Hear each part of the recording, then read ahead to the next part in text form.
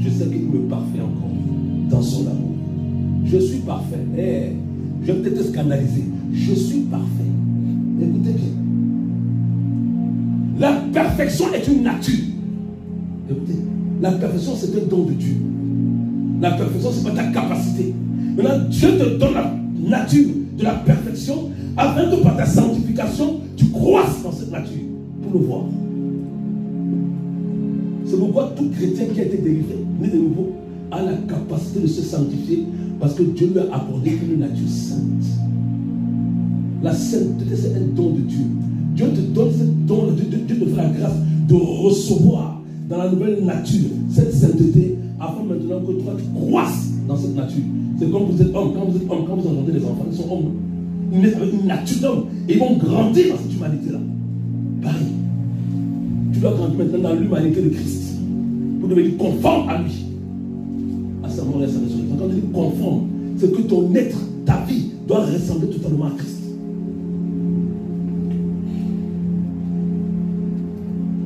Tu ne dois rien laisser dans ce monde. Tu ravis le prix de la course de la vie éternelle. Parce que c'est pour ça que nous sommes là. Vous pensez que nous sommes là pour toi? Dans la vérité. Vous pensez que nous sommes là pour toi? Si tu n'es pas là pour la vie éternelle, c'est que tu as gâché ta vocation, je te le dis en vérité. Le premier appel que Dieu adresse à l'homme, c'est l'appel à l'éternité. Oh, c'est l'appel à l'éternité. Quand j'étais en Martinique, moi je leur ai dit, écoutez, j'aurais bien voulu arriver ici et prêcher notre message, mais je leur ai dit, ça ne sort même pas. Même si je veux, même, je leur ai dit, ça ne sort même pas. Parce qu'il y a des types de messages, c'est comme si le Saint-Esprit incrustait ça en vous. Même si vous voulez prêcher votre message, ça ne sort pas. C'est ce qu'il veut que vous allez sortir. Parce qu'on ne s'appartient pas.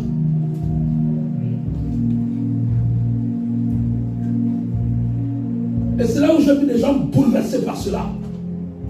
Moi, je leur ai dit une fois, j'étais en Belgique. Il y a un pasteur à qui j'ai parlé. Pasteur depuis des années, il a fait l'école de théologie pour la patata. Et quand il m'a invité chez lui, il a commencé à parler. Il est venu faire sa délivrance quelques temps après.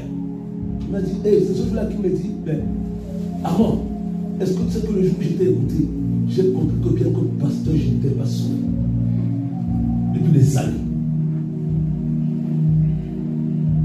Et même quand Dieu te donne la grâce de venir ou d'accéder à ce que j'appelle l'évangile de la sainteté, l'évangile du dépouillement total, ce n'est pas une garantie. Si tu ne demeures pas, ce n'est pas une garantie. Il dit, demeurez à moi, afin que mes paroles demeurent en vous. Moi, j'ai dit une chose. Les premiers disciples n'ont pas joué avec le ciel. Ils avaient compris. Mon combat n'est pas contre la chair et le sang. Mon combat n'est pas contre la chair et le sang. Paul l'a dit clairement dans la Bible. Je vous ai toujours dit que le seul combat, la seule raison pour laquelle Satan combat ta vie, Satan n'a pas peur que tu sois riche. Satan n'a pas peur que tu obtiennes des biens dans ce monde. Satan n'a rien à foutre de cela. Pourquoi? Donnez-moi le thème. Pourquoi? Parce que la Bible déclare dans le livre de 1 Jean 5 que le monde entier est sous la domination. 1 Jean 5, 19, je crois. Le monde entier est sous la domination du malin. Là, il dit quoi Jésus quand il est venu tenter Jésus? Les royaumes ont été donnés lui par la désobéissance de Adam. C'est pourquoi la Bible déclare dans le livre de Romains que la création entière a été soumise à la vanité à cause du péché. C'est pourquoi le diable a pris le contrôle de la création. Et c'est pourquoi la Bible déclare que les cieux et la terre d'à présent sont gardés et réservés pour le feu, pour le jour du jugement et de la ruine des hommes impies. C'est pourquoi un enfant de Dieu ne peut pas attacher son cœur à tout ce qui est passager, aux vaines gloires de ce monde, même dans l'église. Parce que toutes ces choses passent. Donc Satan n'a pas peur de ça. Il y a une seule chose que le diable ne veut pas. C'est que toi et moi, nous allons occuper la place qu'il a perdue là-bas en haut. Il sait ce qu'il a perdu quand il s'est rebellé contre Dieu. Il sait la gloire. Je vais vous dire une chose. Dès que toi et moi n'avons jamais été dans le ciel, nous avons accepté le ciel par la foi. Moi, il y a des gens qui ont dit oui, ils ont eu des visions, ils sont allés au ciel. Seigneur, moi, je n'ai jamais eu une vision, je suis allé au ciel. Mais moi, tout simplement, je sais que le ciel est réel parce que je crois ce que dit la Bible. C'est ma foi.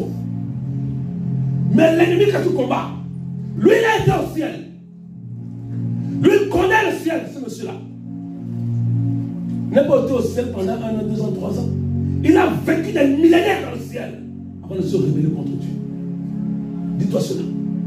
Donc il connaît la gloire du ciel que tu ne connais pas. Il connaît la joie du ciel. Il connaît le goût du ciel. Satan connaît le goût du ciel. Il a perdu cela, mais il le connaît. Mais là, il est jaloux de toi et de moi. Il dit, mais l'homme que tu as créé de la boue, le diable qui a été créé des pierres étincelantes, il a été précipité à cause de sa désobéissance. Et toi et moi qui avons été créés à partir de la boue de la terre, on va prendre la place. Donc on va régner avec Dieu dans le ciel. Waouh! Il dit ça jamais. Aucun ne doit aller au ciel. Et tout combat que l'enfant mène contre toi, c'est pour t'empêcher d'hériter l'éternité. Tu penses que c'est pourquoi? Le diable est capable de te donner 1 milliard. S'il sait que tu gagnes 1 milliard, il va récolter ton âme pour l'éternité. Il peut te donner ça.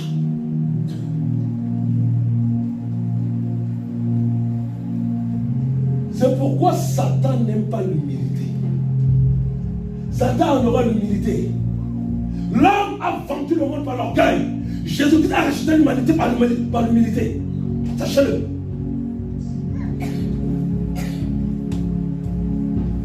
Jésus a dit quoi dans le livre de Matthieu 16, verset 23? Arrête de moi, Satan. Tes pensées ne sont que les pensées des hommes. Tes pensées ne sont que les pensées des hommes. Jésus-Christ ne fait aucune différence entre l'homme déchu et l'ange déchu. Pareil.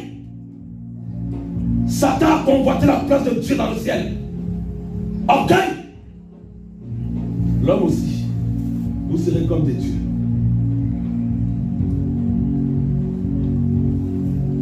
Attention. C'est pourquoi accepte tout. Tant que tu sais que c'est dans l'intérêt de la vie éternelle, accepte tout. Soit on t'insulte pour la vie éternelle, accepte-le. On t'humilie pour la vie éternelle, accepte-le. On te traite de tous les noms pour la vie éternelle, accepte-le.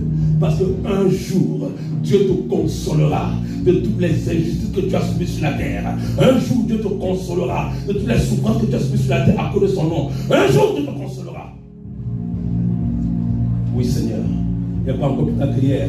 Je vois une situation, je suis en train de pleurer dans ma chambre. Je pleurais. Mais je sais qu'un jour, je me retrouverai dans la consolation éternelle. C'est pourquoi je vous le dis en tout temps.